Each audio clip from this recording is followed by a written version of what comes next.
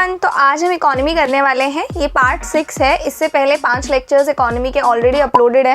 In case अगर आप लोगों ने नहीं देखा है या फिर देखा है, थोड़ा बहुत डाउट है, समझ में नहीं आया है, तो प्लीज़ कमेंट करना, क्योंकि अगर अभी तक आपको 5 लेक्चर्स क्लियर नहीं है ना, स्पेशली जो 5th लेक्चर है, तो फिर हो सकता है आपको आज का जो ये पूरा सेशन होने वाला है ना, ये समझ ना आए या डाउट रहे इसमें भी।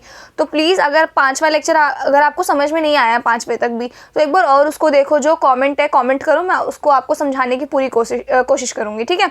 तो अब स्टार्ट करते हैं आज का ये सेशन। आज का सेशन स्टार्ट करने से पहले अगर आपको पॉलिटी भी पढ़ना है इकोनॉमी के साथ साथ, तो वो लेक्चर्स भी अपलोडेड है इसी चैनल पे। आपको उनका लिंक भी मिल जाएगा डिस्क्रिप्शन में, साथ ही मैं आई बटन पे भी मेंशन कर दूंगी। तो डिस्क्रिप्शन में आपको दोनों ही पॉलिटी की प्लेलिस्ट और इकोनॉमी की प्लेलिस्ट का लिंक मिल जाएगा, वहाँ से देख लेना।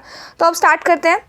स्टार्ट करने से पहले मैंने लास्ट लेक्चर में आपको एग्जैक्टली क्या पढ़ाया था, पहले इसका रिवीजन कर लेते हैं, ठीक है। तो अभी तक हम लोगों ने ओवरऑल पढ़ा क्या है? अभी तक हम लोग सिर्फ 3 ही चीज़ें पढ़ रहे हैं। एक है मनी सप्लाई, दूसरा है इन्फ्लेशन और तीसरा है इन्फ्लेशन को कंट्रोल करने के टूल्स। तो हमको ये पता है कि inflation is directly proportional to money supply, यानी कि अगर मुझे ये देखना है कि महंगाई है कि नहीं, इन्फ्लेशन है कि नहीं, तो मुझे ये देखना पड़ेगा कि मार्केट में एग्जैक्टली कितना पैसा है जो सर्कुलेट हो रहा है, राइट, कितना मनी सप्लाई प्रेजेंट है मार्केट में।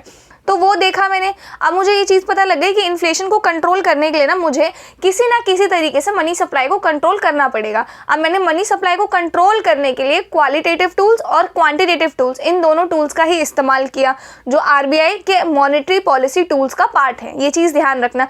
आरबीआई ना इन्फ्लेशन को कंट्रोल करने के लिए मॉनेटरी पॉलिसी टूल्स के साथ साथ ना फिस्कल पॉलिसीज़ का भी यूज़ करता है। अब फिस्कल पॉलिसी एग्जैक्टली क्या है, ये सब हम लोग नेक्स्ट लेक्चर में कवर करेंगे।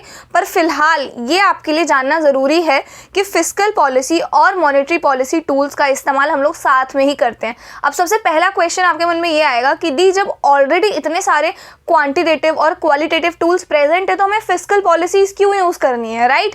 या फिस्कल पॉलिसीज़ नहीं भी तो हम लोगों को अभी आज जो हम लोग पढ़ने वाले हैं ना, कि कहाँ कमी रह जाती है आरबीआई के क्वांटिटेटिव और क्वालिटेटिव टूल्स में, जिस कमी को पूरा करते हैं ये फिस्कल पॉलिसीज, या आज जो हम लोग पढ़ने वाले हैं ना वो चीज़ें। तो आज एग्जैक्टली आपका ना यहाँ पे क्वांटिटेटिव टूल और क्वालिटेटिव टूल वाला चैप्टर जो है ना खत्म हो जाएगा। ये लास्ट है, आज 1-2 टॉपिक बचे हैं बस, इसके बाद हमारा नया टॉपिक शुरू हो जाएगा, ठीक है। तो अब इसको देखते हैं। आज हम पढ़ने वाले कि एग्जैक्टली ऐसा क्या हो गया है जिसकी वजह से आरबीआई को ना क्वांटिटेटिव टूल्स और क्वालिटेटिव टूल्स का फेलियर देखना पड़ रहा है, राइट। तो ऐसी क्या दिक्कतें पड़ गई हैं, ये चीज़ें हम लोग आज डिस्कस करने वाले हैं। आई एम रियली सॉरी अगर आप लोगों को बैकग्राउंड में थोड़ा सा नॉइज़ आएगा, तो I am really sorry for that, ठीक है। अब स्टार्ट करते हैं। तो देखो मैं आपको समझाती हूँ, ये चीज़ बहुत सिंपल भाषा में समझते हैं। जैसे कि मान लो आरबीआई ने देखा कि अभी ना इन्फ्लेशन बहुत ज़्यादा है मार्केट में, इन्फ्लेशन ज़्यादा है, तो इन्फ्लेशन को कंट्रोल करने के लिए मैं क्या करूँगी, मनी सप्लाई को कम करूँगी। मनी सप्लाई को कम करने के लिए इंटरेस्ट रेट को बढ़ा देगा आरबीआई। तो आरबीआई ने ना ये सोचा कि मैं ना रेपो रेट बढ़ा देता हूँ, तो बैंक भी आगे इंटरेस्ट रेट बढ़ा देगा, तो ऑटोमेटिकली मनी सप्लाई कंट्रोल हो जाएगा। तो आरबीआई ने एग्जैक्टली यही किया, इंटरेस्ट रेट बढ़ा दिया, इस उम्मीद में कि बैंक भी अपना इंटरेस्ट रेट बढ़ा देंगे। और टेक्निकली होना तो यही चाहिए ना, बट हमें पता लगता है कि बैंक ने अपना इंटरेस्ट रेट बढ़ाया ही नहीं है। बैंक ने क्या किया, इंटरेस्ट रेट अगर बढ़ाया भी ना तो 2-3 महीने बाद बढ़ाया, 6 महीने बाद बढ़ाया या 1 महीने बाद बढ़ाया। लेकिन आरबीआई को तो दिख रहा है कि इन्फ्लेशन तो मार्केट में आ चुका है भाई, तो इंटरेस्ट रेट बढ़ाओ। आरबीआई ने इस उम्मीद में इंटरेस्ट रेट बढ़ाया कि आगे जाके बैंक में इंटरेस्ट रेट बढ़ा देगा। अभी बैंक अगर अभी इंटरेस्ट रेट बढ़ा देगा तो हमारा मनी सप्लाई क्या हो जाएगा, ऑटोमेटिकली कम हो जाएगा। बट ऐसा हुआ नहीं, बैंक ने मनी सप्लाई नहीं, वो इंटरेस्ट रेट नहीं कम किया, ठीक है। तो अब बैंक ने इंटरेस्ट रेट नहीं बढ़ाया बैंक ने, ठीक है। तो अब इस केस में क्या हुआ, जो आरबीआई का क्वांटिटेटिव टूल था ना वो तो फेल हो गया ना। आरबीआई का जो एक मेथड था, जिस मेथड के थ्रू आरबीआई जो इंटरेस्ट रेट था उस पर अपना कंट्रोल बिठा के बैठा था कि इंटरेस्ट रेट है, इसको बढ़ाने घटाने से मनी सप्लाई कंट्रोल में आ जाएगा, राइट। बट ऐसा नहीं हुआ। सिमिलर केसेस हमने ऑब्जर्व किया। ये तो रेपो रेट का एग्जाम्पल हो गया कि आरबीआई ने इंटरेस्ट रेट अपना बढ़ा दिया। सिमिलर केसेस देखा गया है एसएलआर, सीआरआर के केसेस में भी, और कई सारे क्वांटिटेटिव टूल्स इस्तेमाल करने के बावजूद भी ना ऐसा हुआ है कि फेलियर देखने को मिला है हमको। जो इमीडिएट इफेक्ट हमको चाहिए था मार्केट में, वो इमीडिएट इफेक्ट हमें नहीं देखने को मिला है। अब इसका मैं एक चीज़ और आपको समझाती हूँ। जैसे कि हमको पता है जब मैं क्वांटिटेटिव टूल्स की बात करती हूँ तो मैं एज अ इकोनॉमी की बात करती हूँ, राइट, कि क्वांटिटेटिव टूल का इम्पैक्ट जो है ना सभी पर पड़ता है। अगर इंटरेस्ट रेट बढ़ रहा है या घट रहा है तो बैंक इंटरेस्ट रेट अगर बढ़ाएगा या घटाएगा तो वो सभी के लिए बढ़ाएगा, राइट। लेकिन अगर मुझे देखना है, आरबीआई को दिख रहा है कि मार्केट में इन्फ्लेशन तो आ रहा है भाई ओवरऑल, लेकिन अगर ध्यान से देखा जाए तो इन्फ्लेशन सिर्फ और सिर्फ रियल एस्टेट में आ रहा है, यानी कि जो मकान के प्राइसेस है ना वही बढ़ रहे हैं, बाकी अदर प्राइसेस नहीं बढ़ रहे हैं। पर मकान के प्राइसेस, प्रॉपर्टी के प्राइसेस इतने बढ़ रहे हैं कि ओवरऑल हमको क्या दिखने को मिल रहा है, भयंकर इन्फ्लेशन देखने को मिल रहा है। तो यहाँ पे हमारा क्वांटिटेटिव टूल काम नहीं आएगा, राइट। यहाँ पे क्या काम आएगा, यहाँ पे हमारा क्वालिटेटिव टूल काम आएगा कि स्पेशली हम लोग रियल एस्टेट सेक्टर को ही टारगेट करके मोरल सुएशन या कोई भी XYZ टूल यूज करके, क्वालिटेटिव टूल यूज करके उस पर्टिकुलर सेक्टर में क्या कर सकते हैं, इन्फ्लेशन को कम कर सकते हैं, राइट। तो ये तरीके हैं क्वांटिटेटिव एंड क्वालिटेटिव। अब ऐसे बहुत से केसेस हुए हैं जहां पता चला है कि मॉनेटरी पॉलिसी कमेटी ने क्या किया है, रेपो रेट कम किया ताकि बैंक भी इंटरेस्ट रेट कम कर सके, बट बैंक ने कुछ टाइम तक कम नहीं किया, और किया भी तो 0.5% से कम कर लिया। तो ऐसे केसेस में ना आरबीआई का जो एम था कि रेपो रेट को कम करने का ताकि बैंक इंटरेस्ट रेट कम कर सके और मनी सप्लाई बढ़े, बट ये फेल हो गया क्योंकि बैंक ने ऐसा नहीं किया बिल्कुल भी, ठीक है। तो ये एम अगर आप देखोगे ना, मतलब आरबीआई का जो एम था वो पूरा करने के लिए ना आरबीआई ने कुछ और स्टेप्स निकाले। स्टेप्स क्या निकाले, आरबीआई ने ये बोला, जैसे होता है ना कि हमें क्या मिलता है, जैसे पॉकेट मनी हमको मिल गई, ठीक है। अब हमने उस पॉकेट मनी का कुछ गलत इस्तेमाल कर लिया कहीं पे, जैसे मुझे 50 रुपये मिल गए बुक्स लेने के लिए, बट मैंने बुक्स ना लेके मैंने पाव भाजी खा ली, मोमोज़ खा लिए मैंने, ठीक है। तो अब क्या हुआ, पेरेंट्स को पता लगा अरे इसने तो बुक नहीं लिया, इसने तो मोमोज़ खा लिए। अब क्या कर सकते हैं इस केसेस में, तो आप क्या करेंगे इस केस में, क्या होगा।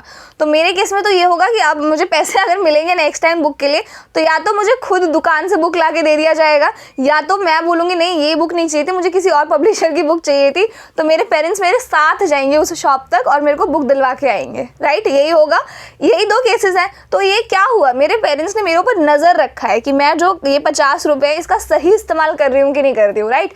तो सिमिलरली आरबीआई भी यही करेगा। आरबीआई क्या करेगा, अब इस चीज़ को ना यहाँ से ध्यान से समझना, अभी तक तो मैं आपको स्टोरी समझा रही थी, बट यहाँ से एक्चुअल हमारा चैप्टर जो है ना स्टार्ट होता है। तो पहले एक बार ज़रा इसको रीड कर लेते हैं कि एग्जैक्टली, अच्छा हाँ, इसको रीड करने से पहले ना थोड़ा कंटेंट देखो आज हम क्या पढ़ने वाले हैं।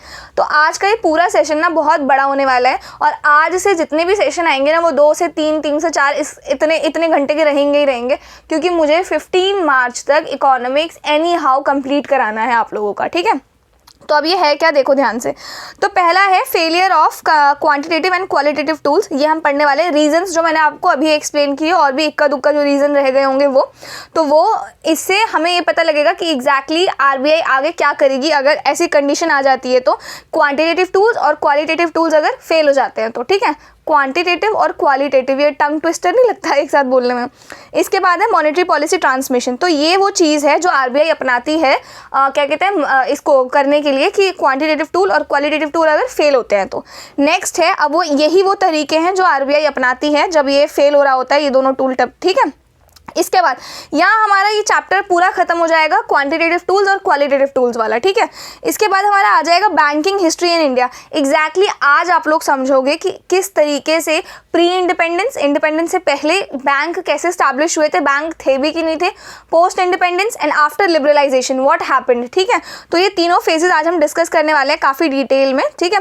इसके बाद कितने तरीके के बैंक हैं ये देखने वाले हैं हम लोग, और टाइप, देखो मैं आपको एक चीज़ बताती हूँ, ये जो 2 टॉपिक है ना, banking history and types of bank, ये इस दोनों टॉपिक को अगर मैं कंबाइन भी कर दूँ ना, मतलब इसमें एक ही टॉपिक है, ये आपका पेमेंट बैंक वाला जो है ये थोड़ा इंपॉर्टेंट है, मतलब इनमें से एक क्वेश्चन 2 क्वेश्चन बन जाता है, उसमें से भी एक पेमेंट बैंक बन गया, एक डोमेस्टिकली सिस्टमैटिकली इंपॉर्टेंट बैंक।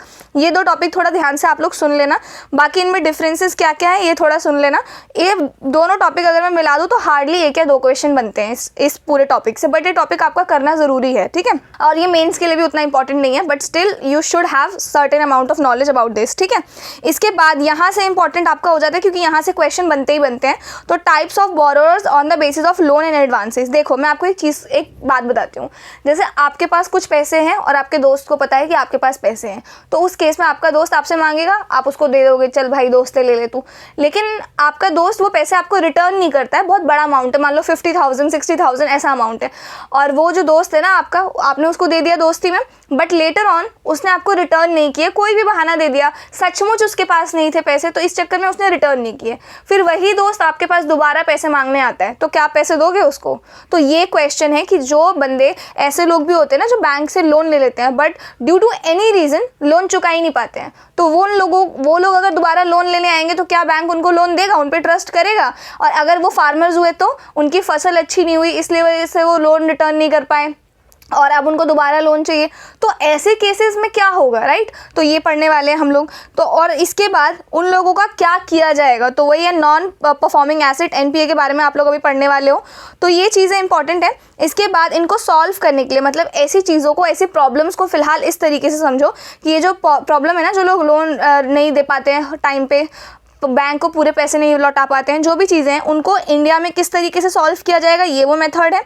फिर आप एक नया कॉन्सेप्ट पढ़ोगे बैड बैंक के बारे में, और इनके अलावा भी कुछ ऐसे मेथड्स हैं, ये इनको पढ़ोगे हम लोग आप लोग आज। और साथ ही ना ग्लोबल लेवल पे भी कुछ ऐसे मेथड्स हैं जिनको हम लोग नेक्स्ट लेक्चर में कवर करेंगे, ठीक है? और ये है कुछ बैंकर्स की लैंग्वेज में है, छोटे छोटे टर्म्स हैं जो आपको पता होने चाहिए, जैसे कैपिटल क्या होता है, एसेट क्या होता है। ऑल्दो आपके पास ये नॉलेज ऑलरेडी होगी बट स्टिल एक लाइन की डेफिनेशन हम लोग देख लेंगे इसका, क्योंकि इससे रिलेटेड क्वेश्चन बन जाते हैं एग्जाम में कभी कभी, या कभी कभी कोई स्टेटमेंट होता है ना उसमें ये कोई टर्म यूज हो जाएगा तो हमको मतलब नहीं पता रहता है, तो वो पूरा स्टेटमेंट समझ नहीं आता है, तो इस वजह से ना ये भी थोड़ा देख लेंगे। तो आज का ये सेशन अच्छा खासा लंबा होने वाला है और इसके बाद ऑब्वियसली क्वेश्चंस तो करना ही करना है, मस्ट है, ठीक है? तो ये था हमारा पूरा आज का सीन कि आज हम लोग क्या क्या पढ़ने वाले हैं। तो चलते हैं अपने टॉपिक के ऊपर फटाफट से। तो अब हम लोग अपना चैप्टर स्टार्ट करते हैं। तो क्या है ये, इकोनॉमी पार्ट 6 हम लोग पढ़ने वाले हैं, लेक्चर नंबर 6 है ये हमारे पास। ये नोट्स चाहिए अगर आपको, ये नोट्स आपको टेलीग्राम चैनल पे मिल जाएंगे, टेलीग्राम चैनल का लिंक आपको डिस्क्रिप्शन में मिल जाएगा। और कुछ पहले वाले चैप्टर्स के भी कुछ नोट्स थे जो मैं प्रोवाइड नहीं कर पाई थी, वो नोट्स भी मैंने अपलोड कर दिए हैं। और आपकी पॉलिटी की सीरीज भी अब कंटिन्यू हो रही है, ठीक है? तो आप make sure to follow that. अब स्टार्ट करते हैं, failure of quantitative and qualitative tools. तो हमको पता है कि क्वांटिटेटिव टूल्स में क्या क्या आता है, CRR आता है, SLR आता है, रेपो रेट आता है, ओपन मार्केट ऑपरेशंस आता है, और इसके अलावा भी बहुत सारे टूल्स हैं। तो ये टूल्स फेल हो जाते हैं, क्यों फेल हो जाते हैं? पहला है लैग इन ट्रांसमिशन। अब होता क्या है ना, पहले तो ये बताओ कि क्वांटिटेटिव टूल्स है क्या। तो ये वो टूल्स हैं जो RBI इस्तेमाल करके RBI इसको इस्तेमाल करके क्या करता है, पैसे को कंट्रोल करता है, ठीक है? जैसे CRR है, बैंक को कुछ पैसा RBI के पास रखना पड़ता है। SLR है, बैंक्स को गवर्नमेंट सिक्योरिटीज़ में इन्वेस्ट करना पड़ता है। रेपो रेट है, जिस रेट पर RBI बैंक्स को लोन देता है। और ओपन मार्केट ऑपरेशन जो मैंने आपको बताया है, जहाँ RBI गवर्नमेंट सिक्योरिटीज़ को खरीदता है या बेचता है। तो आई होप ये सारे टर्म्स आपको मैंने फटाफट रिवाइज करा दिए क्या थे। अब इनमें प्रॉब्लम्स क्या है, देखो मैं आपको बताती हूँ। ये जो टूल्स है ना, ये हमेशा काम नहीं करते। लैग इन ट्रांसमिशन, लैग इन ट्रांसमिशन का मतलब क्या है, देर लगती है इनको। तो RBI ने रेट बढ़ाया लेकिन बैंक्स को टाइम लगता है अपने लोन के रेट्स को बढ़ाने में, इसलिए जो असर होना चाहिए वो असर होता नहीं है, और होता भी है तो काफ़ी देर से होता है, ठीक है?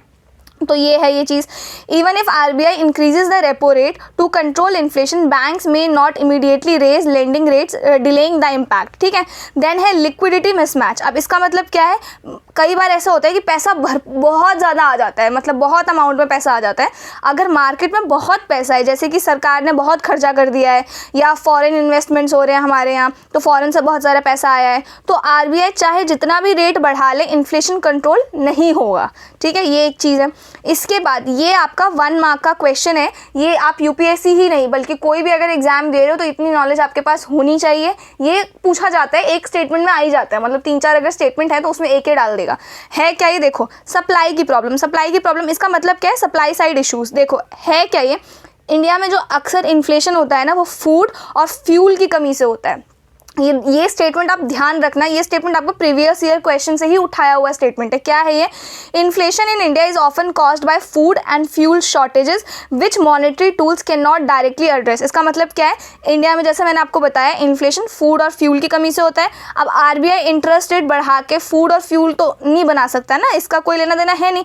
तो ये प्रॉब्लम अलग तरीके से ही हमें सॉल्व करनी पड़ेगी। अगर इन प्रॉब्लम्स की वजह से इन्फ्लेशन आता है, तो सप्लाई साइड की वजह से अगर इन्फ्लेशन आता है, तो इंडिया में मोस्टली ना कॉस्ट पुश इन्फ्लेशन आता है, समझ रहे हो? जिस वजह से ये दिक्कत जो है ना इन्फ्लेशन की हमें देखने को मिलती है।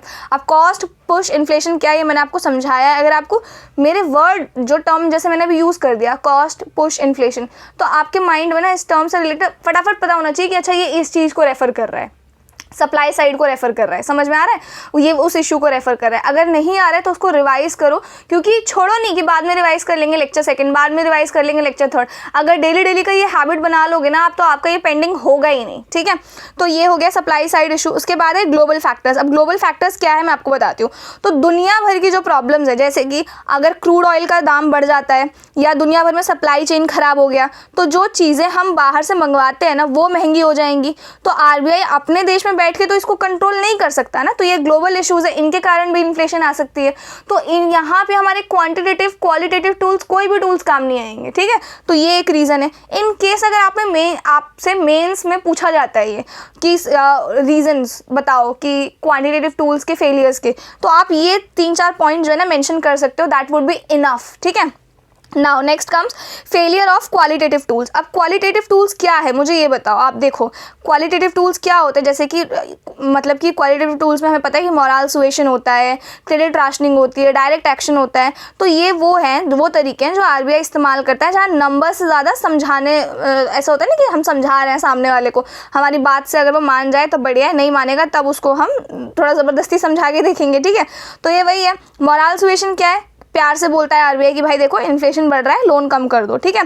तो लेकिन इसमें प्रॉब्लम क्या है, बैंक हमेशा थोड़ी ना सुनेंगे आरबीआई की, तो उनका भी तो यही बिजनेस है कि उनको प्रॉफिट जनरेट करना है। अगर उनको प्रॉफिट दिख रहा है तो वो लोन देते रहेंगे, समझ रहे हो। तो जिस कारण इन्फ्लेशन आने के चांसेस हैं, तो ये सारे हम लोगों ने डिस्कस किए थे ऑलरेडी, ठीक है। अब क्या है lack of compliance. Lack of compliance का मतलब क्या है, लैक ऑफ कंप्लायंस का मतलब एग्जैक्टली यही है कि जो आरबीआई बोल रहा है ना वो बैंक फॉलो नहीं कर रहा है, ठीक है। बैंक्स में not always follow RBI moral suasion to curb lending in the inflationary times. ये चीज़ आप लोग एक चीज़ एकदम गांठ बांध लो, जिस चीज़ के लिए ना कोई पर्टिकुलर लॉ नहीं है, जिस चीज़ के लिए आपको लीगली सू नहीं किया जा सकता है, उस चीज़ पे रेयरली ही कोई काम करता है। ये चीज़ ध्यान रखना। जैसे बैंक के केस में मॉरल सुएशन है, बैंक सुनते तो हैं आरबीआई की, ऐसा नहीं है नहीं सुनते हैं, बट अगर आरबीआई ना कंटिन्यूसली अगर रिक्वेस्ट कर रहा है 1 से 2 बार, 2 से 3 बार, देन बैंक सुनते हैं, but on the very first go नहीं सुनते हैं। ये चीज़ ध्यान रखना आप। इसके बाद है हमारे पास credit leakages. Even if credit is restricted to specific sector, businesses may find alternative source of financing. ये सही है कि अगर आरबीआई ना किसी एक पर्टिकुलर सेक्टर को मना ही कर देती है कि नहीं देना है पैसे, फिर भी जो बिजनेस ओनर्स है ना वो कहीं ना कहीं से लूप होल निकाल के बैंक से नहीं तो किसी और तरीके से पैसे ले ही लेते हैं, ठीक है। उसके बाद because of this RBI has taken steps to see the transmission must take place from bank to customers, this is known as transmission check. अब इसका मतलब क्या हुआ, ट्रांसमिशन चेक का मतलब क्या हुआ, जो मैंने अभी आपको 50 रुपये वाला एग्जाम्पल दिया था कि आपको आपके पेरेंट्स ने बुक के लिए पैसे दिए बट आपने कुछ खा लिया उन पैसों का, तो नेक्स्ट टाइम क्या होगा, पेरेंट्स या तो खुद ही ला के दे देंगे बुक आपको, या तो पेरेंट्स आपके साथ जाएंगे कि आपको कौन सी बुक लेनी है, लो। तो यहाँ पे क्या हो रहा है, आपके ऊपर कड़ी निगरानी रखी जा रही है कि आप जो काम आपको दिया गया है आप वही काम कर रहे हो कि नहीं, जिस काम के लिए आपको पैसे दिए गए हैं आप वहीं पर इस्तेमाल कर रहे हो कि नहीं कर रहे हो, ठीक है। तो इसी चीज़ को क्या कहा गया है, मॉनेटरी पॉलिसी ट्रांसमिशन। इसका मतलब ये है कि आरबीआई ने यहाँ एक ट्रांसमिशन चेक लगा देती है। ट्रांसमिशन चेक का मतलब ये है आरबीआई ने जैसे रेपो रेट अभी कम कर दिया है तो बैंक भी कम कर दे, ये निगरानी आरबीआई रखती है डिफरेंट मेथड से, ठीक है। तो ये मेथड्स भी जो है ना ओवर द टाइम डेवलप हुए हैं, ऐसा नहीं है कि ये रातों रात डेवलप हो गया। अभी आप 4-5 मेथड्स पढ़ोगे, 4 पढ़ोगे तो देखोगे पहले फर्स्ट आया, फर्स्ट काम नहीं किया, फिर सेकंड आ गया, सेकंड काम नहीं किया, थर्ड आ गया, थर्ड काम नहीं किया, फोर्थ आ गया, ठीक है। तो वो डिफरेंट मेथड्स जो है ना वो आप लोग अभी पढ़ने वाले हो। पहला क्या है, बेंचमार्क प्राइम लेंडिंग रेट। अब इसका मतलब क्या है, इसका नाम से ही आपको पता चल रहा होगा कि हम लोग एक बेंचमार्क सेट कर रहे हैं, एक टारगेट सेट कर रहे हैं कि उस टारगेट से ना कम ना उस टारगेट से ज़्यादा का इंटरेस्ट रेट बैंक चार्ज करेगा, ठीक है। प्राइम लेंडिंग रेट का मतलब ये है, प्राइम का मतलब ये है जैसे मान लो बैंक के कुछ ऐसे कस्टमर्स भी होंगे जो बैंक में मतलब जिनके अकाउंट में बहुत पैसा होगा, बहुत अच्छे जो होते हैं ना, मतलब बिजनेसमैन हो गए जिनकी वजह से बैंक को भी प्रॉफिट मिलता है, ठीक है। तो और ऐसे लोग भी होते हैं जो लोन लेते हैं और time to time loan return कर देते हैं, एकदम मस्त लोग होते हैं जो बैंक के प्राइम कस्टमर्स बन जाते हैं, ठीक है। तो इवन उन लोगों के लिए भी इंटरेस्ट रेट क्या होगा, सेम होगा। तो बेंचमार्क प्राइम लेंडिंग रेट ये डिस्कवर हुआ। अब इसकी डिस्कवरी क्यों हुई पहले ये देखते हैं। तो मैंने आपको प्रॉब्लम क्या बताई, सबसे मेजर प्रॉब्लम तो यही था मनी सप्लाई को कंट्रोल करने के लिए ना, जब आरबीआई इंटरेस्ट रेट अपना बढ़ा रहा था या घटा रहा था तो बैंक तुरंत वो काम नहीं कर रहे थे, ठीक है। तो उस पर नज़र रखने के लिए कुछ ट्रांसमिशंस लगाए गए, ट्रांसमिशन चेक, और उसी को क्या नाम दिया गया, monetary policy transmission. Monetary policy transmission refers to the process by which changes in a central bank's monetary policy settings affect economic activity and inflation. समझ में आ गया? यानी कि जो भी आरबीआई ने बोला है बैंक वही फॉलो करे, इसको मेक श्योर करती है आरबीआई, कुछ ट्रांसमिशन यानी कि कुछ तरीके अपना के, कड़ी निगरानी रख के। अब वो किस तरीके से निगरानी रखती है वो देखो। पहला है बेंचमार्क प्राइम लेंडिंग रेट। तो इसमें क्या होता है, आरबीआई बोलता है बैंक को कि आप ना, एक बात बताओ पहले, इस चीज़ को ऐसे समझो जैसे कि आरबीआई ने अभी रेपो रेट 5 रुपये रखा है, मान लो, ठीक है। अब बैंक को आरबीआई ने ये 4 कर दिया, तो इस कंडीशन में कि अगर बैंक कहीं 7 रुपये चार्ज कर रहा है तो बैंक भी 6 कर देगा, राइट। अभी बैंक की अपनी मर्जी चल रही है, पर बैंक ने ऐसा नहीं किया। तो आरबीआई ने क्या बोला कि नेक्स्ट टाइम से ये जो 7 रुपये आपका आया है ना, ये पता है कैसे आएगा, इसमें एक तो जो हम इंटरेस्ट रेट चार्ज कर रहे हैं 4 प्लस आपका प्रॉफिट, अभी के लिए प्रॉफिट मान लो तो 3 रुपये बैंक का अपना मन है कि बैंक ने 3 रुपये अपना प्रॉफिट डिसाइड कर लिया, ठीक है, तो 4 रुपये, इस तरीके से आप अपना इंटरेस्ट रेट डिसाइड करोगे, ठीक है। अब लेटर ऑन अगर बैंक इस 4 का 3 कर देती है तो यहाँ पे 3 हो जाएगा, तो आपका इंटरेस्ट रेट कम हो गया, तो जो आरबीआई का एम था वो अचीव हो गया कि नहीं हो गया, राइट। इन्फ्लेशन कंट्रोल करने के लिए जो आरबीआई का जो भी एम था यहाँ पे इंटरेस्ट रेट बढ़ाना या घटाना, वो ये क्योंकि ये फैक्टर जुड़ गया, रेपो रेट भी जुड़ गया, तो इस वजह से आरबीआई का टारगेट अचीव हो गया। अब यही चीज़ है यहाँ पे आप लोग पढ़ोगे, अगर अभी भी समझ में नहीं आया ना तो मैं अब इसको और ईजिली समझाऊंगी, आपको आराम से समझ में आ जाएगा। तो पहले क्या होता था ना, जैसे आरबीआई ने कुछ इंटरेस्ट रेट चार्ज किया बैंक से, रेपो रेट। अब बैंक अपना इंटरेस्ट रेट यूजुअली, जैसे आरबीआई 4% दे रहा है रेपो रेट, ठीक है, तो बैंक 4% तो रखेगा ही, 4 से थोड़ा ज़्यादा रखेगा क्योंकि उसका अपना भी इंटरेस्ट चाहिए बैंक को, तो 4 से मान लो 6 रख दिया, ठीक है। अब लेटर ऑन क्योंकि आरबीआई को अब रेपो रेट बढ़ाना है, मनी सप्लाई कम करना है, तो आरबीआई ने 4 से 5% कर दिया। अब बैंक ऑलरेडी 6% ले रहा था, तो आरबीआई को लगा बैंक 6 ले रहा है तो बैंक 8 ले लेगा, पर ये 6 तो बैंक ने अपनी तरफ से डिसाइड किया था ना, ऐसा तो नहीं था कि आरबीआई ने बोला था कि हम तुम्हें 4 पे दे रहे हैं तुम आगे 6 पे दो, ये तो 6 बैंक की अपनी मर्जी थी। और यहाँ आरबीआई ने भी अपने आप सोचा कि अगर मैं इसको 4 से 5% कर दूंगा तो ये भी 6 से शायद 7 या 8% कर दे, पर बैंक बीइंग बैंक ने चेंज ही नहीं किया, वो 6% रखा बैंक ने, तो और चेंज किया भी तो आगे जाके काफ़ी लेट जाके किया। तो आरबीआई ने सोचा कि जिस तरीके से ये बैंक अपना इंटरेस्ट रेट डिसाइड कर रही है, क्यों ना उस तरीके पे अपना कंट्रोल लाया जाए। समझ रहे हो, मतलब जिस तरीके से बैंक ये 6% बना रही है, किस तरीके से बना रही है ये बैंक से पूछो, और क्यों ना उसी तरीके पे हम अपना कंट्रोल लेके आ जाएं। तो होगा ये कि रेपो रेट हम बढ़ाएंगे चाहे घटाएंगे, उसका असर इस 6% पे भी पड़ेगा। समझ में आया? तो अब आरबीआई ने क्या बोला कि ठीक है भाई, तुम मुझे बताओ कि तुम कैसे अपना इंटरेस्ट रेट डिसाइड कर रहे हो, ठीक है, फिर मैं तुम्हें बताऊंगा कि कैसे डिसाइड करना है। तो बैंक ने कुछ तरीके बताए कि हम तो अपना प्रॉफिट भी देख रहे हैं, तो आरबीआई ने बोला नहीं, अब तुम ऐसे अपना इंटरेस्ट रेट डिसाइड नहीं करोगे, अब तुम्हें जो मैं कह रहा हूँ ना उस तरीके से तुम अपना इंटरेस्ट रेट डिसाइड करोगे। तो अब इस पूरे सिनेरियो को इस तरीके से समझते हैं कि बैंक एक्चुअली में अपना इंटरेस्ट रेट आरबीआई ने जो बोला कि ऐसे करोगे वो कैसे करेगा। समझ रहे हो, मतलब आरबीआई ने क्या तरीका डिस्कवर किया जिससे बैंक अब अपना इंटरेस्ट रेट डिसाइड करेगा। तो आरबीआई ने इसको पूरा समझते हैं इस तरीके से, ठीक है। पहले तो ये बताओ, what are the factors on which bank decides what are the loan rate must be, मतलब कि ऐसे कौन से फैक्टर्स हैं जिस पे बैंक जो है ये डिसाइड करता है कि मेरा इंटरेस्ट रेट है। इमेजिन करो आप एक बैंक के मालिक हो, अब आप मुझे खुद अपने दिमाग चला के बताओ कि आप भी आरबीआई से लोन लेते हो 4% पे, उसको अब फिलहाल 4% रखते हैं। अब आप अपने कस्टमर्स को एग्जैक्टली किस परसेंटेज पे लोन दोगे, मुझे इस चीज़ का आंसर करो।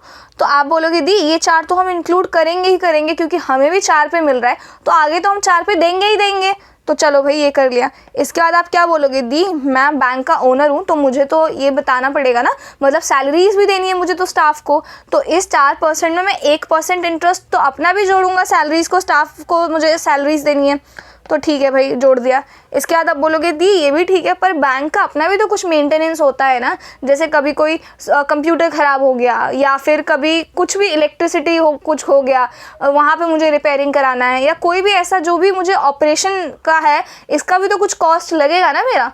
तो मैंने बोला हाँ ठीक है लगेगा, तो वो भी इंक्लूड कर दो। तो आपने ऑपरेशन कॉस्ट भी इंक्लूड कर दिया, ठीक है, 1%।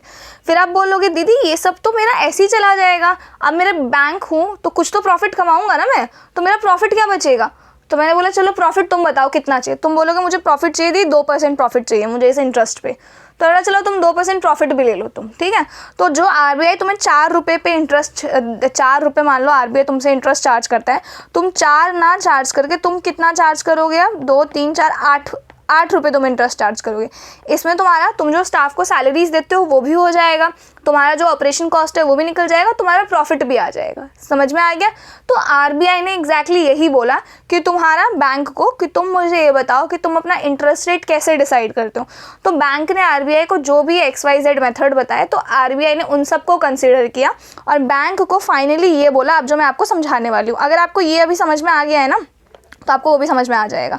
तो RBI ने बैंक को बोला कि ठीक है, मैं अब सोचता हूँ कि तुम लोगों का जो इंटरेस्ट रेट है ना वो कैसे डिसाइड होगा, ठीक है। तो RBI ने बोला रेपो रेट तो इंक्लूड होगा ही होगा, मींस जो इंटरेस्ट रेट पे हम आपको लोन दे रहे हैं वो तो होगा ही रीजन बैंक का इंटरेस्ट रेट चार्ज करने का। क्यों होगा ही होगा रेपो रेट? ताकि RBI आगे जाके रेपो रेट बढ़ाती है या घटाती है तो वो बैंक भी अपना इंटरेस्ट रेट बढ़ाए या घटाए, तो वो तो आप इंक्लूड करोगे ही करोगे। साथ में अब ओनर ने बोला है कि ठीक है सर ये तो है, पर हमें वो भी तो करना है ना, जो भी डिपॉजिट हम लोग रिसीव कर रहे हैं अकाउंट में उन पे हमें इंटरेस्ट भी देना है। तो RBI ने बोला ठीक है तुम वो भी कर लो, प्लस डिपॉजिट कैश भी कर लो। डिपॉजिट कैश का मतलब क्या है? जो भी अमाउंट बैंक में आप लोग रखते हो उस पर कुछ ना कुछ आपको इंटरेस्ट मिलता है ना, सर्टेन अमाउंट तक बैंक बोलता है कि इतना अमाउंट तक अगर हमारे अकाउंट में आप रखोगे तो आपको हम उस पर कुछ इंटरेस्ट भी देंगे, तो वो भी इंक्लूड कर दिया इस रेपो रेट में RBI ने। साथ में अब ये और एक और चीज़ है कि जो एडमिनिस्ट्रेशन कॉस्ट होता है, यानी कि जो भी एम्प्लॉयज़ होते हैं उनकी सैलरीज भी देनी होती है ना हमको, तो हमने वो भी इंक्लूड कर दिया। तो हमारा एडमिनिस्ट्रेशन कॉस्ट भी आप इंक्लूड कर दो। तो एडमिनिस्ट्रेशन कॉस्ट यही लिख दे रही हूँ मैं, उसने एडमिनिस्ट्रेशन कॉस्ट भी इंक्लूड कर दिया। साथ ही अब लास्टली बैंक है ना कुछ अपने ऑपरेशनल कॉस्ट भी होते हैं। ऑपरेशनल कॉस्ट का मतलब क्या होता है? आपको याद है मैंने स्टार्टिंग में बताया था कि कुछ ऐसे लोग भी होते हैं जो लोन ले लेते हैं बट लोन रीपे नहीं कर पाते हैं, और ऐसे बहुत सारे लोग होते हैं। तो अब ऐसे केसेस में बैंक को ही नुकसान हो गया ना, तो वो ऑपरेशनल कॉस्ट भी बैंक जोड़ लेता है, तो इसको हम लोग ऑपरेशनल कॉस्ट कहते हैं, ठीक है, ये चीज़ ध्यान रखना। अब RBI ने बोला कि ठीक है रेपो रेट प्लस आपका जो भी डिपॉजिट होता है deposit cash plus administration cost plus operation cost, ये चारों चीज़ें जोड़ के आपका क्या डिसाइड होगा? इंटरेस्ट रेट डिसाइड होगा। अब आप बोलोगे दी ये तो बहुत बढ़िया है, मैं बोलूँगी हाँ बढ़िया है। अब मान लो रेपो रेट 4 है, अब RBI ने 3 कर दिया, तो अब ये ऑटोमेटिकली पूरा कम हो गया। आ रहा है समझ के नहीं आ रहा है? तो अब ये जो चीज़ है इंटरेस्ट रेट पे जो हमें लगाम लगानी थी RBI को कि मनी सप्लाई को बढ़ाने या घटाने के लिए, तो वो तो अचीव हो गया RBI का। और इसी चीज़ को हम लोग क्या कहते हैं? Benchmark prime lending rate. तो बेंचमार्क प्राइम लेंडिंग रेट में क्या होता है? ये जो चीज़ें मैंने आपको बताई ना यही इंक्लूडेड होती है रेपो रेट में। रेपो रेट में इंक्लूड होता है डिपॉजिट कैश। डिपॉजिट कैश का मतलब होता है जो भी कैश बैंक रिसीव कर रहा है ना उस पर बैंक कुछ ना कुछ इंटरेस्ट तो देगा ही ना। अब बैंक अपनी जेब से तो देगा नहीं वो इंटरेस्ट, राइट, वो plus administration cost. Administration cost का मतलब होता है जो भी एम्प्लॉयज़ काम करते हैं उनकी सैलरीज होती हैं वो। ऑपरेशनल कॉस्ट, ऑपरेशनल कॉस्ट का मतलब होता है कि जो भी आपके NPA होते हैं, NPA का मतलब ये होता है नॉन परफॉर्मिंग एसेट। अभी के लिए याद रखो कुछ ऐसे लोग भी होते हैं जो लोन रीपे नहीं कर पाते हैं, फिलहाल उनको ही आप NPA मान लो। अभी मैं आगे आपको NPA काफ़ी डिटेल में समझाऊंगी। तो NPA फिलहाल के लिए वो लोग हैं जो लोग अपना लोन रीपे नहीं कर पाते, तो उस केस में बैंक को नुकसान हो जाता है। समझ रहे हो आप बात? तो अगर रेपो रेट में ये तीनों चारों चीज़ें मिला के देते हैं हम लोग तो बैंक का इंटरेस्ट रेट डिसाइड होता है। और इसी चीज़ को हम लोगों ने क्या कहा है? इस चीज़ को हम लोगों ने कहा है BPLR यानी कि benchmark prime lending rate. I hope ये चीज़ आपको क्लियर हो। यही आप लोग पढ़ोगे पूरा। एक बार इसको मैं रीड कर देती हूँ आपके लिए।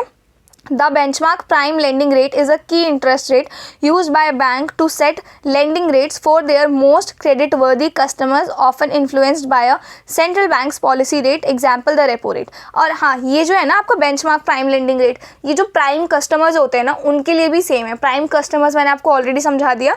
तो ये चीज़ें जो है ना इंक्लूड रहती है। इससे क्या होता है ना, बैंक करप्ट भी नहीं होगा, बैंक अपना प्रॉफिट भी कमा पाएगा, और RBI का जो ये टूल है वो भी टूल फेल नहीं होगा। रेपो रेट बढ़ाएगा या घटाएगा वो उसका असर हमें देखने को मिलेगा, ठीक है। उसके बाद it serves as a reference for various loans include mortgages, personal loans and business loan. तो ये एक तरीके का इसने एक बेस सेट कर दिया है हर तरीके के लोन के लिए, ठीक है। इसके बाद the prime rate typically includes repo rate, the rate at which bank borrow from the central bank, deposit cost, interest paid to savers, administration cost, operation expenses and a profit margin for the bank. समझ में आ गया? तो ये सारी चीज़ें आपकी included हैं रेपो रेट में, और ये सिंपल सा इक्वेशन है जिसको आप लोग समझ लोगे तो आपको ईजी पड़ेगा। और इसी चीज़ को ना मैंने थोड़ा डायग्राम के फॉर्म में बना दिया है ताकि आपको ईजिली समझ में आ सके। ये बैंक है, deposit cost, administration cost, operation cost add हुआ है किसमें? रेपो रेट में। तो वो मिलके आपका benchmark prime lending rate decide कर देता है, ठीक है। तो ये जो तरीका था ना, ये हम लोग पहले अपनाते थे, जो मैंने अभी आपको ये समझाया इंटरेस्ट रेट डिसाइड करने के लिए। बट इसमें भी हमें लूप होल देखने को मिल गया। अब हमें लूप होल मिला गया देखने को, तो हमें लूप होल काफ़ी इसमें देखने को मिल गए। अभी हमारे लिए ना वो जानना ज़रूरी नहीं है, क्योंकि ना ही वो किसी एग्ज़ाम में पूछा जाता है, ना ही किसी एग्ज़ाम में पूछा गया है, ठीक है। लेकिन अभी और ना ही ये इतना डिटेल में जाने की हमें ज़रूरत है। हमें सिर्फ एक ही चीज़ पढ़ना है कि ये था ड्यू टू सम फेलियर्स। हम नेक्स्ट चीज़ पे आ गए। हमने नेक्स्ट इंटरेस्ट रेट को मतलब इंटरेस्ट रेट सेट करने के लिए नेक्स्ट तरीका अपनाया, जो कि था बेस रेट। क्या अपनाया? Base rate. बेस रेट कुछ भी नहीं है, इसमें जो हम लोगों ने ये तीन चीज़ें इंक्लूड की थी ना, deposit cash, administration cost, operation cost, इसमें हम लोगों ने दो चीज़ें और ऐड कर दी हैं। वो दो चीज़ें क्या ऐड की हैं देखो। पहले तो इसको 2010 में इंट्रोड्यूस किया गया था, और the base rate is the minimum interest rate set by a central bank और regulatory authority below which commercial bank are not allowed to lend their customers. It serves as a benchmark for determining the interest rates on various loans and credit products offered by the bank. Easy है, समझ में आ गया होगा आपको। एक तरीके से एक टारगेट है, ना उससे नीचे ना उससे ऊपर बैंक अपने कस्टमर्स को इंटरेस्ट रेट दे सकता है। और यही चीज़ जो है ना, ये भी है ये वाला बेंचमार्क प्राइम लेंडिंग रेट। एक ही डेफिनेशन अगर आप याद कर लो, एक ही डेफिनेशन आपको समझ में आ गई तो आपको सब समझ में आ गया। In this along with the BPLR another cost of maintaining SLR and CRR was included and the banks are not suppose to give any loan below this cost. इसका मतलब क्या है कि ये तो थे ही, इसमें आपका दो चीज़ें और ऐड हो गया है, maintenance cost of SLR and CRR। क्या बोला मैंने? SLR और CRR को मेंटेन करने में आपका जो भी कॉस्ट जा रहा है, जितना भी जा रहा है, उस चीज़ का सम जो है इसमें हमने ऐड कर दिया। तो इससे हमारा बेस रेट बन गया। क्या बन गया? इससे हमारा बेस रेट। अगर आपको सिर्फ ये इक्वेशन भी याद है ना, तब भी आप इसके लिए मतलब इसके क्वेश्चन आप एग्जाम में करके आ पाओगे। इससे मेंस में कोई क्वेश्चन नहीं आता है, प्री में हार्डली कोई क्वेश्चन देखा है मैंने, but still you have to do this. Concept आपको पता होना चाहिए कि क्या क्या हुआ था, दैट्स इट, ठीक है। जो मेन है ना, जो हम आज की डेट में यूज़ करते हैं, उससे आपका क्वेश्चन बनने के चांसेस हैं, बट इनके बारे में भी आपको पता होना चाहिए कि आज के डेट में हम जो तरीका यूज़ करते हैं, हम उस तरीके पे भी कैसे पहुँचे, ठीक है। तो पहला तो मैंने आपको बता दिया बेंचमार्क प्राइम लेंडिंग रेट, दूसरा भी बता दिया मैंने आपको बेस रेट। अब तीसरा क्या है? Marginal cost of fund base lending rate. अब ड्यू टू सम रीज़न, जैसे हमें पता है कि बेस रेट और जो पहला वाला था बेंचमार्क प्राइम लेंडिंग रेट, इन दोनों में कुछ ना कुछ दिक्कतें थी, जिस वजह से ये भी आ गया। अब पता है मेन दिक्कत क्या है? मैं आपको मेन दिक्कत समझा रही हूँ। दिक्कत है क्या? यहाँ पे ना हम रेपो रेट इंक्लूड कर रहे हैं, ठीक है। तो मान लो RBI ने कहा अभी रेपो रेट जो है ना वो 4% है। क्या है? रेपो रेट 4% है। तो अभी जो बंदा लोन लेगा उसको तो इसी रेट पे मिलेगा ना, प्लस XYZ जो भी आपका ये अमाउंट है, ये जो भी अमाउंट है, इसको मैंने X ही मान लिया है फिलहाल, ठीक है। तो जो भी बंदा अभी रिसेंट लोन लेगा उसको तो इसी पे मिलेगा लोन, राइट। अब आज किसी ने लोन लिया है 4%, अब कल लोन रेट ही चेंज होकर 5% हो गया है। अब RBI तो चाह रहे कि अभी मुझे चेंजेस देखने को मिले, बट ऐसा टेक्निकली पॉसिबल है क्या? जिसने 4% पे लोन लिया है अब वो 5% पे देगा? नहीं है पॉसिबल। दूसरी दिक्कत ये है, आज नोटिफिकेशन आया है, आज के आज इंटरेस्ट रेट अगर कोई लेने आया है ना बैंक में, तब भी बैंक उसको 4% पे ही देगा, कल से उसको 5% पे देगा।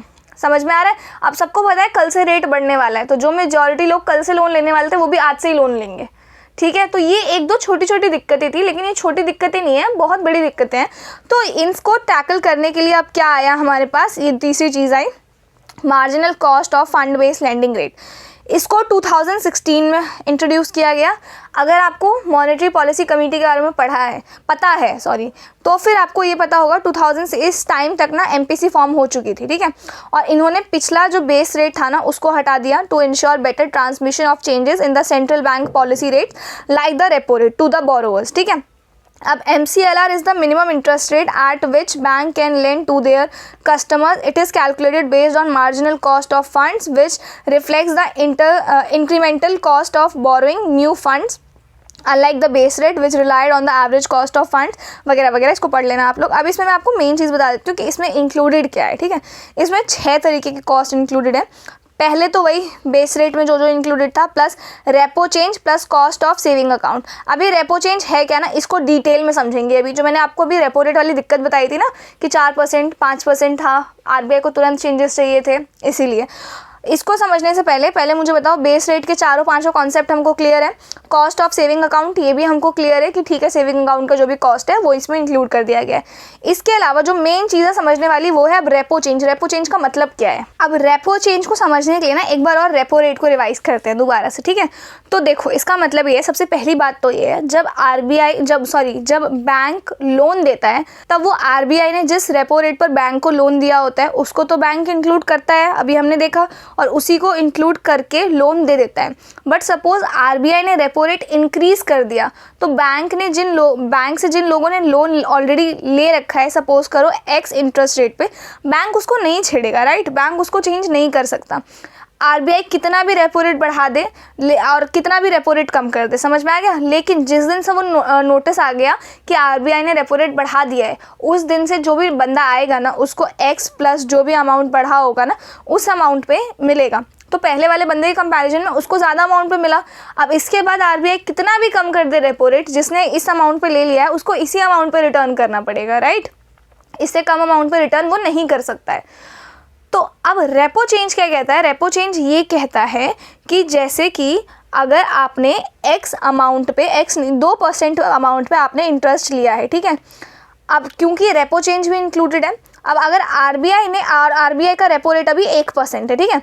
अब अगर आरबीआई ने किसी भी सिचुएशन में इस 1% को 2% कर दिया तो आपका भी जो इंटरेस्ट रेट है ना 2 से 3% हो जाएगा तुरंत, भले ही आपने कितना भी पहले लिया हो। मैं इसको दोबारा समझाती हूँ आपको। तो देखो इसको ध्यान से समझते हैं दोबारा। तो आरबीआई ने मुझे जो इंटरेस्ट रेट चार्ज किया है वो 2 रुपये चार्ज किया है। बैंक ने 2% चार्ज किया है मेरे से इंटरेस्ट रेट। तो इस 2% में ना बैंक ने रेपो रेट ऑब्वियसली इंक्लूड किया है और रेपो चेंज भी इंक्लूड किया है। तो रेपो चेंज का मतलब ये है कि अगर बैंक ने मुझे जिस टाइम लोन दिया है ना उस टाइम अगर आरबीआई का रेपो रेट 1% था और टोटल जो भी ये फैक्टर्स हमने ऊपर पढ़े उनको मिला के टोटल मेरा 2% का इंटरेस्ट रेट बनता है। लेकिन द मोमेंट आरबीआई ने चेंज कर दिया रेपो रेट 1% से 2%, तो मेरा ये भी 2% से 3% हो जाएगा। भले ही मैंने कितना पहले लोन लिया हो कितना बाद में लोन लिया है, जो चेंजेस अभी आए हैं ना वो मुझे अभी दिखेंगे। समझ में आ गया? तो ये रेपो चेंज था। अब इसमें दिक्कत क्या हुई ना मैं आपको बताती हूँ। जैसे ही आरबीआई अपना रेपो रेट बढ़ाता था ना बैंक तुरंत बढ़ा देते थे इंटरेस्ट रेट, लेकिन जैसे ही आरबीआई ने अगर रेपो रेट कम किया है तो बैंक अपना इंटरेस्ट रेट कम नहीं करते थे। समझ रहे हो बात?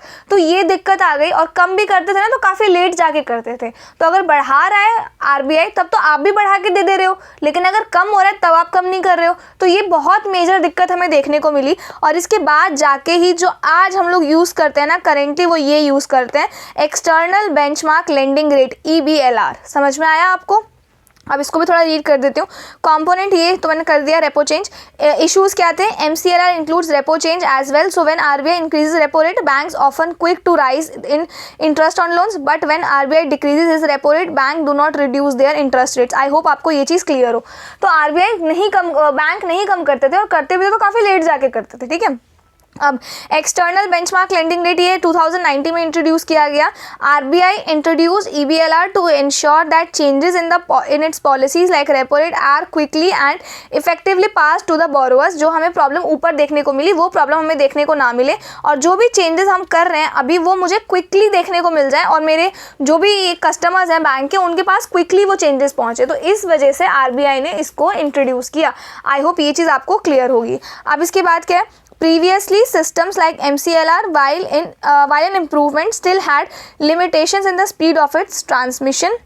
This time RBI offered options to choose from 4 external benchmarking mechanism. अब RBI ने क्या बोला? मैं आपको ना ये 4 तरीके देता हूँ, इन 4 तरीकों में से कोई भी तरीका एक आप इस्तेमाल करो और उस तरीके से आप अपना इंटरेस्ट रेट चार्ज करो, ठीक है।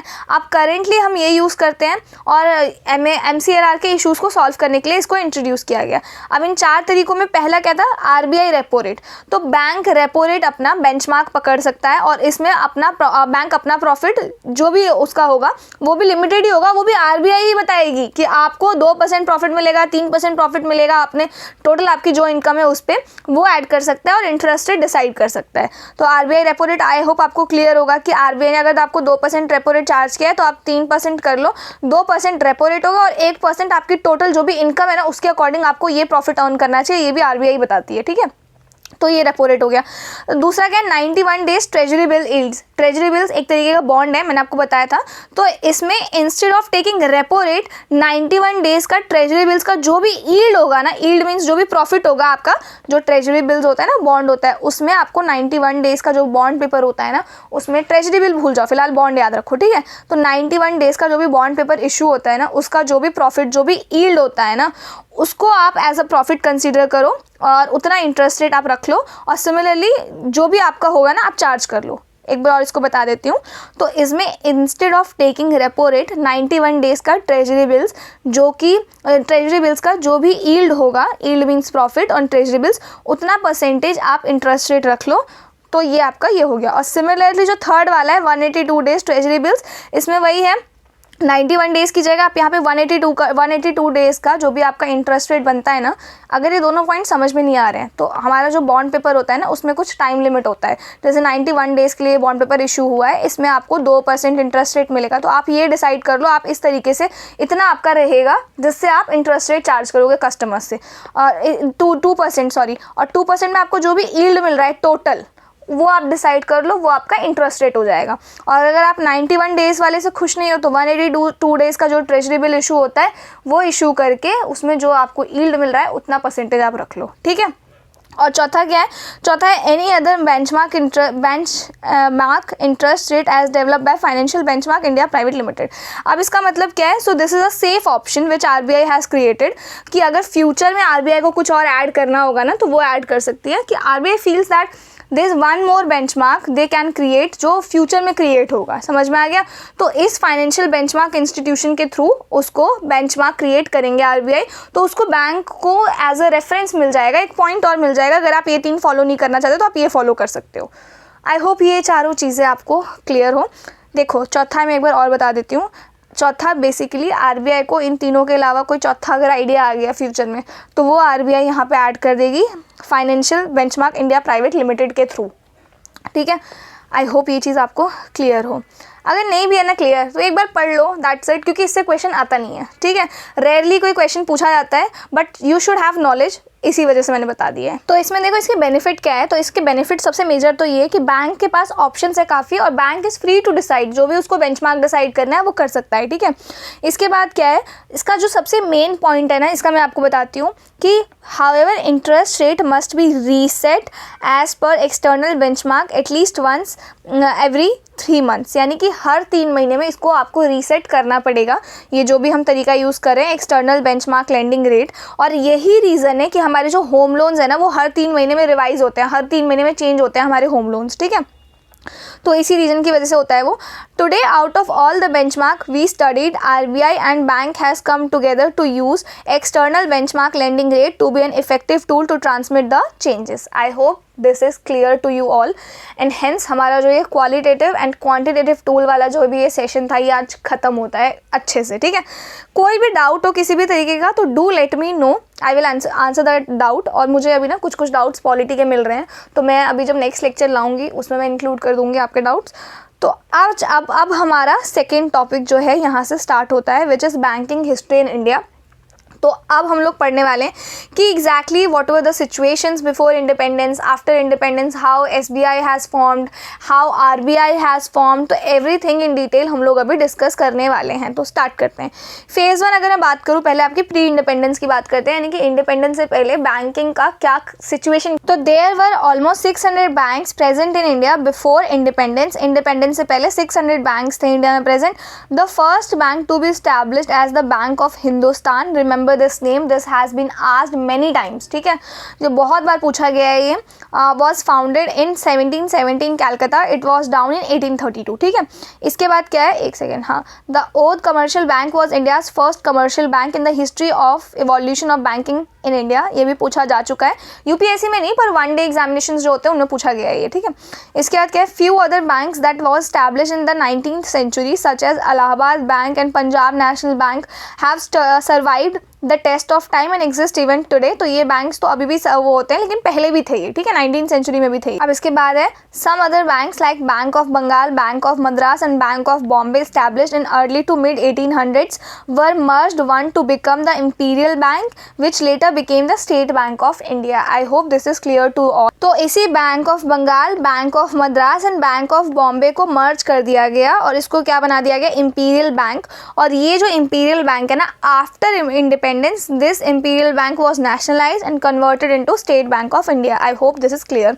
Now look at this figure. ये क्या है, प्री इंडिपेंडेंस से पहले क्या सिनेरियो था, तो oath commercial bank was the first commercial bank. इसके आगे ना आप लोग 1881 भी लिख लेना, ठीक है, it was established in 1881 and then Punjab national bank 1895 and this bank still exist, ठीक है।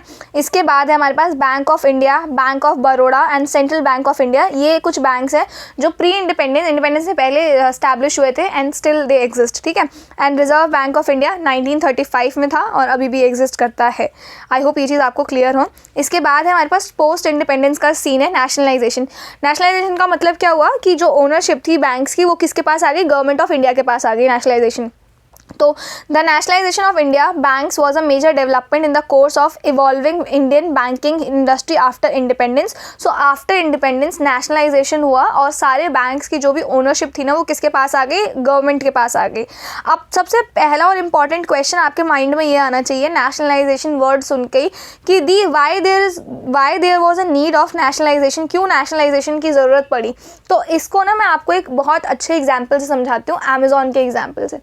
तो अमेज़ॉन जब इंडिया में आया था ना, इंडिया में आने से पहले जो बाहर के जितने भी देशों में था वो, वहाँ पे ना कैश ऑन डिलीवरी का सिस्टम नहीं था, ठीक है। तो वहाँ पे क्या सिस्टम था, वहाँ पे ये था आपने ऑर्डर बुक किया तो वहाँ प्रीपेड सीन चलता आ रहा था, पहले पैसे दे दो आप, आपका जो आइटम है आपको डिलीवर हो जाएगा। बट जब अमेज़ॉन यही मॉडल लेके इंडिया आया था ना तो वो फेल हो गया था अमेज़ॉन, क्योंकि इंडिया में जितने भी लोग थे ना वो मतलब रेडी नहीं थे किसी भी आइटम को किसी भी आइटम को रिसीव करने से पहले पे करने के लिए, राइट। आप माइंडसेट समझ रहे हो, ये मैं आज से काफ़ी टाइम पहले की बात कर रही हूँ। इनफैक्ट मैं भी काफ़ी छोटी थी जब अमेज़ॉन आया था, तो उस टाइम पे लोग इतना ट्रस्ट नहीं कर रहे थे क्योंकि बहुत नई चीज़ थी कि आपके घर तक आइटम आ जाएगा। उस टाइम बहुत बड़ी बात थी ये, ठीक है, आप कुछ ऑर्डर करोगे और आ जाएगा आपके घर तक। और प्लस ये उस टाइम ये भी सीन था कि आपको डिलीवरी चार्ज नहीं लग रहा था, 500 तक कुछ आप लेते थे तब, ठीक है। तो अब हुआ क्या कि लोग इस चीज़ से अग्री नहीं हुए कि हम पहले पैसे देंगे और तब सामान आएगा। तो फिर अमेज़ॉन ने स्पेशली फॉर इंडिया ये चीज़ किया कि कैश ऑन डिलीवरी का ऑप्शन लेके आए। मींस आप कैश जो है ना डिलीवरी के टाइम पे दे देना, आपको पहले आपका सामान डिलीवर हो जाएगा एंड देन आपको कैश उसके लिए देना पड़ेगा, ठीक है। तो ये जो सीन था ना पूरा जो अमेज़ॉन ने चेंज किया ये इंडिया के लिए किया। क्यों किया इंडिया के लिए चेंज, क्योंकि इंडिया की जो मेंटालिटी थी ना इंडिया के लोगों की उस टाइम पे इतनी ज़्यादा प्रोग्रेसिव कह लो आप, या उनको ऐसा लगता था कि सेफ ऑप्शन है भी कि नहीं, कहीं हमारे पैसे चले गए तो ये मेंटालिटी थी। अब सिमिलरली अगर मैं यहाँ बात करूँ, यहाँ मैंने आपको इसका एग्जांपल क्यों दिया, नेशनलाइजेशन की ज़रूरत क्यों थी, तो काफ़ी लोग तो इंडिपेंडेंस के टाइम तक भी ना अवेयर ही नहीं थे बैंकिंग जैसे सिस्टम से, ठीक है। और दूसरी चीज़ ये था अवेयर नहीं थे, और अवेयरनेस जिनके पास थी भी ना उनको काफ़ी डर था कि हमारे पैसे कहीं खो गए। तो सबको आदत थी अपने तकिए के नीचे रख के सोने की पैसों को लेके। तो उनको ये था कि अगर हम कहीं डालेंगे किसी और अथॉरिटी पे हम कैसे ट्रस्ट करें अपने पैसों के लिए, समझ रहे हो बात। तो गवर्नमेंट ने ये सोचा कि लोगों को बैंक पे भरोसा नहीं है ना, सरकार पे तो है भरोसा, तो बैंक को अपने अंदर ले लेते हैं और फिर लोगों को जागो ग्राहक जागो स्कीम चला के वो करेंगे, जगाएंगे लोगों को और अवेयर करेंगे लोगों को, ठीक है। तो इस वजह से नेशनलाइजेशन हुआ to serve large rural population. काफ़ी ज़्यादा लोग जो थे वो गांव के एरिया से बिलोंग करते थे। इंडिपेंडेंस की बात हो रही है यहाँ पे, तो ऑलमोस्ट हमारा 85-90% तक एरिया पूरा था जो डेवलप्ड नहीं था, सारे गाँव वाले रीजन्स थे, ठीक है। तो ये जो चीज़ है ना इनको केटर करने के लिए, दूसरा इम्प्रूव एफिशिएंसी इसको इम्प्रूव करने के लिए, promote economic development, develop confidence in banking, socio economic balance. I hope these are easy points, आप लोग इसको रीड कर लेना। नेक्स्ट तो पोस्ट इंडिपेंडेंस में क्या हुआ, नेशनलाइजेशन हुआ बैंक का। Imperial Bank of India bought under the public ownership. यहाँ पे एसबीआई की बात हो रही है कि एसबीआई को टोटल गवर्नमेंट अपने कंट्रोल में ले लिया। Formation of state bank group, emergence of new private sector banks. अब मैं आपको इसका ना मतलब थोड़ा आगे जाके समझाऊंगी लिबरलाइजेशन वाले उसमें, ठीक है। तो ये था पोस्ट इंडिपेंडेंस, जस्ट इंडिपेंडेंस ये स्टेटस हुआ कि लोगों का ना कॉन्फिडेंस नहीं था, तो लोगों का कॉन्फिडेंस जीतने के लिए सरकार ने क्या किया, बैंकिंग सिस्टम को अपने अंडर ले लिया, ठीक है। अब इसके बाद बात आती है कि लिबरलाइजेशन जो वर्ड है ना, इसका मीनिंग क्या होता है ये समझते हैं। तो इस वर्ड का मीनिंग होता है removal of government control over something, government के कंट्रोल को हटाना किसी भी चीज़ के ऊपर से, समझ में आ गया, उसको हम लोग लिबरलाइजेशन कहते हैं। अब हुआ क्या, जो ये मकसद था ना गवर्नमेंट का, to serve the large rural population, ये मकसद जो मेन था ना, गवर्नमेंट उसी को अचीव नहीं कर पा रही थी। क्यों अचीव नहीं कर पा रही थी? क्योंकि अगर आपको पता हो पहले इतने ट्रांसपोर्ट नहीं थे, इतनी सुविधाएं नहीं थी इधर से उधर जाने के लिए। काफ़ी ज़्यादा लोग जो थे ना गाँव वाले एरियाज़ में रहते थे, खेती बाड़ी करते थे, उनको इतनी नॉलेज नहीं थी, इतनी अवेयरनेस नहीं थी। तो गवर्नमेंट ने ये मुहिम चालू तो कर दी, जागो ग्राहक जागो, कि लोगों को बताएंगे, गवर्नमेंट में विश्वास दिलाएंगे, बट अनफॉर्चुनेटली वो सक्सेसफुल नहीं रह पाए थे। तो जिस वजह से गवर्नमेंट ने ये सोचा कि हमें ना बहुत ज़्यादा एक्सपेंस करना पड़ेगा इस एडवर्टाइजमेंट में, लोगों को अवेयर करने में, तो क्यों ना हम लोग प्राइवेट प्लेयर्स को भी इस चीज़ में कर दें involve.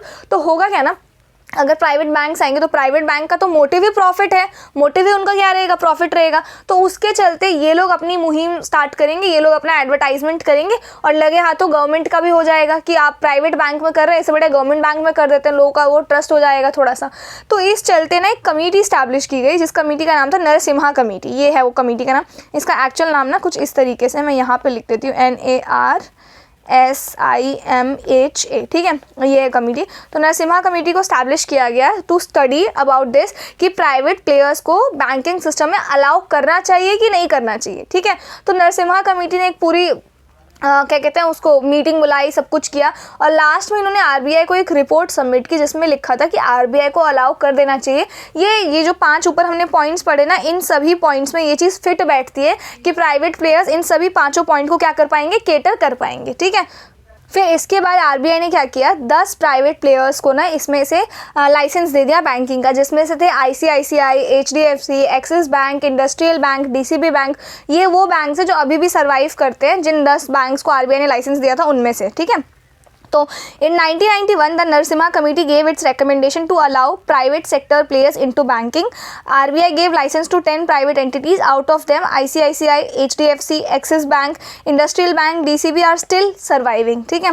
Then in 1998 Narasimha committee again recommended the entry of more private players. As a result RBI gave license to the following newbies: Kotak Mahindra Bank and Yes Bank, ठीक है। And then 2015 में IDFC, Bandhan Bank to emerged. RBI also open 2 kinds of bank, और 2015 में ना RBI ने एक बहुत major step लिया इस चीज़ को वो करने के लिए, क्या कहते हैं, इकोनॉमिक डेवलपमेंट को प्रमोट करने के लिए। क्योंकि आज भी इनफैक्ट हम 2025 में बैठे हुए हैं, but still there are many household जिनको फाइनेंशियल इंक्लूजन, बैंकिंग में इतना भरोसा नहीं है, मतलब बैंक अकाउंट ओपन कराने में या इन सब चीज़ों में अभी भी हम लोग काफ़ी चीज़ों को लैक कर रहे हैं। तो उन चीज़ों को केटर करने के लिए, जो स्मॉल ग्रुप्स होते हैं उनको केटर करने के लिए आरबीआई ने 2 स्पेशल टाइप के बैंक्स ओपन किए, जिनका नाम है payment bank and small bank, ठीक है। अब इंडिया में एग्जैक्टली कितने तरीके के बैंक्स होते हैं ये हम लोग थोड़ा देख लेते हैं, और इनके बारे में ना मैं आपको डिफरेंसेस भी अच्छे से समझाऊंगी, क्या है इन बैंक्स का काम, क्या है, किस तरीके से है, ठीक है। अब ये पहला समझते हैं कमर्शियल बैंक के बारे में, ठीक है। अच्छा, इनके बारे में समझने से पहले ना एक इम्पॉर्टेंट बैंक है, इनमें से सिर्फ उसी के बारे में पूछा जाता है, पहले मैं वो पढ़ा देना चाहती हूँ आपको, जिसका नाम है पेमेंट बैंक। पहले इसको देख लेते हैं, इसके बाद हम सबको देखेंगे, ठीक है। तो पेमेंट बैंक की तरफ चलते हैं। तो ये जो कॉन्सेप्ट है ना, ये आरबीआई ने 2014 में लाया था, to operate on a smaller scale with minimal credit risk. अब इसका मतलब क्या है, इसको ना बहुत लो स्मॉलर स्केल लेवल पे इन बैंक को स्टैब्लिश करते हैं, ताकि जो मतलब ऐसे ही एरियाज़ है ना जो कम पॉपुलेटेड है, जहाँ पे बैंक्स नहीं हैं, तो उन एरियाज़ में स्पेशली बैंकिंग सिस्टम को लाने के लिए इसको लाया गया था। Objective is to advance financial inclusion to unbanked and underbanked section. I hope this line clears your doubt कि ऐसे फाइनेंशियल इंक्लूजन का मतलब क्या है, हर बंदे के पास नॉलेज होनी चाहिए बैंक की, बैंक अकाउंट होना चाहिए, एटीएम कार्ड होना चाहिए, जो बेसिक फैसिलिटीज़ होती हैं ये सब, ठीक है। तो फाइनेंशियल इंक्लूजन को प्रमोट करने के लिए specially to unbanked and underbanked section में इसको लाया जाए पेमेंट बैंक को। अब इस बैंक की खासियत ये है, these types of bank can only accept deposit only up to 2 lakh rupees, only 2 lakh तक ही ये लोग डिपॉजिट एक्सेप्ट कर सकते हैं। They can not issue loan and credit card. और इससे प्रीवियस ईयर क्वेश्चन भी आए हैं काफ़ी बार, इसी वजह से मैंने इसको पहले करा दिया है आपको, ताकि आपके माइंड में ये चीज़ एकदम बैठ जाए।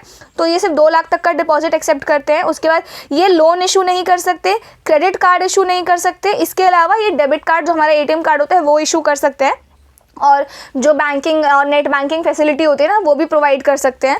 दे can give other financial services like net banking and mobile banking, and these banks can also issue ATM cards and debit cards, can offer saving and current account and mobile and net banking features. ठीक है, it's only aim to increase financial inclusion in the society, therefore it does not take part in regular banking activity like issuing credit cards, giving loans. इसमें इनका कोई दूर दूर तक लेना नहीं है, इनका सिर्फ एम है फाइनेंशियल इंक्लूजन को अचीव करना। फाइनेंशियल इंक्लूजन का मतलब होता है हर बंदे के पास कम से कम एक बैंक अकाउंट हो, एक ATM कार्ड हो और जनरल नॉलेज हो। तो उस चीज़ को अचीव करने के लिए रेगुलर बैंकिंग एक्टिविटीज़ जो होती है ना उसमें इसका कोई लेना देना नहीं है, क्रेडिट कार्ड और लोन इशू नहीं करता है ये। ठीक है, अब ये कौन रेगुलेट करता है? Reserve Bank of India. This question has been asked कि इन बैंक्स को कौन रेगुलेट करता है, तो RBI आपको पता होना चाहिए।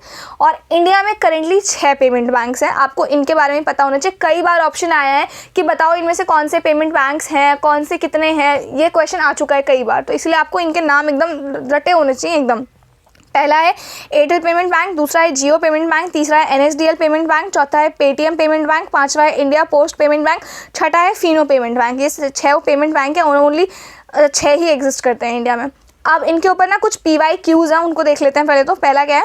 Payment banks are different from other commercial banks in the following ways. पहली बात तो कमर्शियल बैंक अभी ऐसा समझो जो आपके रेगुलर बैंक्स होते हैं, SBI, ICICI, ये सारे जो रेगुलर बैंकिंग ऑप्शंस देते हैं ना, बस वही। जो यूनिवर्सल बैंक है, जो मतलब यूनिवर्सल बैंक है जिनसे हम loan, credit card, debit card, ये सारी चीज़ें ले सकते हैं, रेगुलर बैंकिंग एक्टिविटीज़ में पार्टिसिपेट करते हैं, that is your commercial bank. ठीक है, अब ये क्वेश्चन आपको पिछले साल पूछा, मतलब प्रीवियस ईयर्स में पूछा जा चुका है ऑब्वियसली, तो इसी वजह से। लेकिन ज़रूरी नहीं है ना कि हम सिर्फ UPSC की ही बात करें, ऑल्दो UPSC में भी काफ़ी बार पूछा गया है। आप सर्च कर लेना, ढूंढ लेना, और जब मैं PYQs कराऊंगी तब आप देखना। ठीक है, तो पहला क्या है? Payment bank are different from commercial banks in following ways. कौन से हैं? देखो, these banks only accept deposit, नहीं ये विड्रॉ भी करते हैं। ठीक है, उसके बाद हाँ, डिपॉजिट हम विड्रॉ भी कर सकते हैं। Only provide payments and remittance services, only distribute third party financial products, no. Then accept deposit, provide payments and remittance services, distribute third party financial products but are not allowed to lend or issue cards. This is absolutely correct statement, अभी मैंने आपको बताया ये चीज़। Then है ये वाला question, देखो ये आपको 2016 में पूछा गया है। The establishment of payment bank is being allowed in India to promote financial inclusion. Which of the following statements are correct in this context? Mobile telephone companies and supermarket chains that are owned and controlled by residents are eligible to promoters of payment banks. ये एकदम सही है, payment bank को promote करने के लिए इनका इस्तेमाल किया जा सकता है। Payment banks can issue both credit cards and debit cards, no, credit card issue नहीं कर सकता। यहीं पे एक गलत स्टेटमेंट मिल गया हमको, मिल गया था सही 1 and 3। थर्ड क्या है? Payment banks can not undertake lending activities, ये एकदम सही है। लेंडिंग एक्टिविटीज़, लोन देने का काम, ये सारी चीज़ें नहीं करता है पेमेंट बैंक। ठीक है, तो इससे रिलेटेड क्वेश्चन और कई बार पूछे जा चुके हैं, प्लीज़ इसको प्रिपेयर कर लेना अच्छे से। एक एक पॉइंट जो मैंने यहाँ पे लिखवाया है ना उसको रट लेना एकदम अच्छे से, बता रही हूँ मैं, ये पूछा जाएगा ही जाएगा। ठीक है, अब जो है ना इसकी तरफ चलते हैं, थोड़ा सा टाइप्स ऑफ बैंक को डिस्कस करते हैं।